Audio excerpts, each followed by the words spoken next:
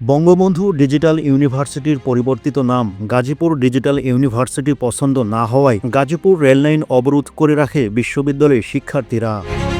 সোমবার ২৪ ফেব্রুয়ারি সকাল ৯:৩০টার দিকে কালিয়াকৈর উপজেলার হাইটেক রেল স্টেশনের সামনে রেললাইন অবরোধ করে রেখেছে শিক্ষার্থীরা। রেললাইন অবরোধের কারণে উত্তরবঙ্গের সঙ্গে ঢাকার রেল যোগাযোগ বন্ধ হয়। শিক্ষার্থীদের দাবি বিশ্ববিদ্যালয়ের নাম পরিবর্তন করে বাংলাদেশ ডিজিটাল ইউনিভার্সিটি করতে হবে এবং দ্রুত সময়ের মধ্যে নতুন গেজেট প্রকাশ করতে হবে।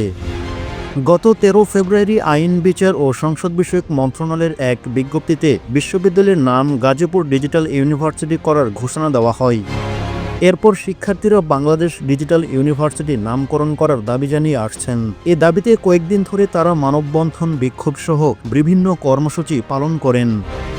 গত শনিবার দুপুরে শিক্ষার্থীরা গাজীপুরের কালিয়াকৈর উপজেলায় চন্দ্রা কালিয়াকৈর আঞ্চলিক সড়কে মানববন্ধন করেন। তারই ধারাবাহিক আন্দোলনের অংশ হিসেবে আজ সকাল ৯টা থেকে তারা বিক্ষোভ শুরু করেন। বিশ্ববিদ্যালয়ের প্রশাসনিক ভবনের সামনে থেকে মিছিল নিয়ে তারা ৯:১০টার দিকে কালিয়াকৈর হাইটেক রেল স্টেশন এলাকায় রেললাইন অবরোধ করে। এ সময় সেখানে সিরাজগঞ্জ এক্সপ্রেস ট্রেন আটকা পড়ে। ওই ট্রেনে বেশ কয়েকজন রোগীও ছিল। তাদের স্বজনদের অনুরোধে শিক্ষার্থীরা ১৫:১০টার দিকে সিরাজগঞ্জ এক্সপ্রেস ট্রেনটি ছেড়ে দেন। তবে শিক্ষার্থীরা রেললাইনের ওপর বসে অবরোধ সৃষ্টি করে রাখে।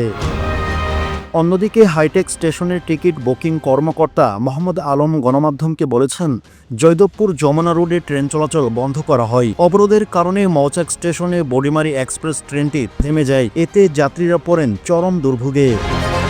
বিশ্ববিদ্যালয়ের শিক্ষার্থী শাহরিয়া কবির গণমাধ্যমকে বলেছেন, গাজীপুর ডিজিটাল ইউনিভার্সিটির নামটি বিশ্ববিদ্যালয়ের মর্যাদা ও পরিচয় স্পষ্টভাবে তুলে ধরে না। তারা চান বিশ্ববিদ্যালয়টি বাংলাদেশ ডিজিটাল ইউনিভার্সিটির নামে স্বীকৃতি পাক, যা একাডেমিক ও প্রযুক্তিগত উন্নয়নের ক্ষেত্রে জাতীয় পর্যায়ে প্রতিষ্ঠিত হবে। দাবি আদায় না হওয়া পর্যন্ত আন্দোলন চালিয়ে যাওয়ার ঘোষণা দেন শিক্ষার্থীরা।